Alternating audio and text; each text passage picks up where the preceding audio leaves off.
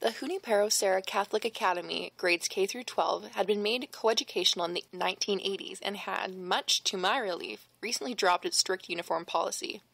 The uniforms had been royal blue and white, not my best colors. Fortunately, the uniforms had been so unpopular that they, like the boys-only rule, had been abandoned, and though the pupils still couldn't wear jeans, they could wear just about anything else they wanted. Since all I wanted was to wear my extensive collection of designer clothing, purchased at various outlet stores in New Jersey, with Gina as my fashion coordinator, this suited me fine. The Catholic thing, though, was going to be a problem. Not really a problem so much as an inconvenience. You see, my mother never really bothered to raise me in any particular religion. My father was a non-practicing Jew, my mother Christian. Religion had never played an important part in either of my parents' lives, and needless to say, it had only served to confuse me. I mean, you would think I'd have a better grasp on religion than anybody, but the truth is, I haven't the slightest idea what happens to the ghosts I send off to wherever it is they're supposed to go after they die. All I know is, once I send them there, they do not come back. Not ever. The end.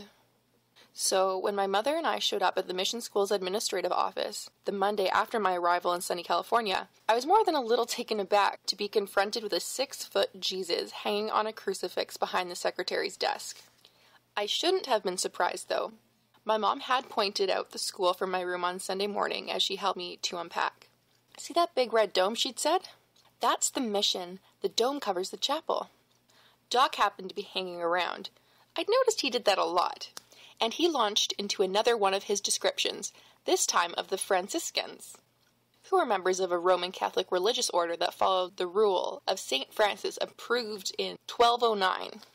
Father Junipero Serra, a Franciscan monk, was, according to Doc, a tragically misunderstood historical figure. A controversial hero in the Catholic Church, he had been considered for sainthood at one time, but, Doc explained, Native Americans questioned this move as a general endorsement of the exploitative colonization tactics of the Spanish. Though Junipero Serra was known to have argued on behalf of the property rights and economic entitlement of converted Native Americans, he consistently advocated against their right to self-governance, and was a staunch supporter of corporal punishment, appealing to the Spanish government for the rights to flog Indians. When Doc had finished this particular lecture, I just looked at him and went, "Photographic memory much?" He looked embarrassed. "Well," he said, "it's good to know the history of the place where you're living." I filed this away for future reference. Doc might be just the person I needed if Jessie showed up again. Now, standing in the cool office of the ancient building Junipero Serra had constructed for the betterment of the natives in the area, I wondered how many ghosts I was going to encounter. That Serra guy had to have a bunch of Native Americans mad at him, particularly considering that corporal punishment thing, and I hadn't any doubt I was going to encounter all of them. And yet, when my mom and I walked through the school's wide front archway into the courtyard around which the mission had been constructed, I didn't see a single person who looked as if he or she didn't belong there. There were a few tourists snapping pictures of the impressive fountain, a gardener working diligently at the base of a palm tree. Even at my new school there were palm trees. A priest walking in silent contemplation down the airy breezeway. It was a beautiful, restful place, especially for a building that was so old and had to have seen so much death. I couldn't understand it. Where were all the ghosts? Maybe they were afraid to hang around the place. I was a little afraid looking up at that crucifix. I mean, I've got nothing against religious art, but was it really necessary to portray the crucifixion so realistically, with so many scabs and all? Apparently, I was not alone in thinking so, since a boy who was slumped on a couch across from the one where my mom and I had been instructed to wait noticed the direction of my gaze and said, "He's supposed to weep tears of blood if any girl graduates from here a virgin." I couldn't help letting out a little bark of laughter.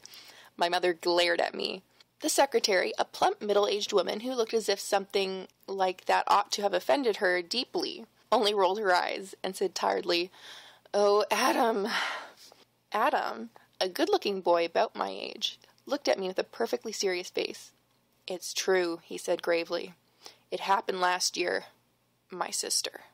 He dropped his voice conspiratorially. "She's adopted." I laughed again, and my mother frowned at me. She had spent most of yesterday explaining to me that it had been really, really hard to convince the school to take me, especially since she couldn't produce any proof that I'd ever been baptized. In the end, they'd only let me in because of Andy, since all of his 3 boys went there. I imagine a sizable donation had also played a part in my admittance, but my mother wouldn't tell me that. All she said was that I had better behave myself and not hurl anything out of any windows, even though I reminded her that that particular incident hadn't been my fault. I'd been fighting with a particularly violent young ghost who'd refused to quit haunting the girls' locker room at my old school. Throwing him through that window had certainly gotten his attention and convinced him to trod the path of righteousness ever after. Of course, I told my mother that I'd been practicing my tennis swing indoors and the racket had slipped from my hands. An especially unbelievable story, since a racket was never found. It was as I was reliving this painful memory that a heavy wooden door opened and a priest came out and said, "Mrs. Ackerman, what a pleasure to see you again. And this must be Susanna Simon. Come in, won't you?" He ushered us into his office, then paused, and said to the boy on the couch, "Oh no, Mr. McTavish. Not on the first day of a brand new semester." Adam shrugged. "What can I say? The broad hates me." "Kindly do not refer to Sister Ernestine as a broad, Mr. McTavish. I will see to you in a moment, after I've spoken with these ladies." We went in, and the principal, Father Dominic, that was his name, sat and chatted with us for a while, asking me how I liked California so far. I said I liked it fine, especially the ocean.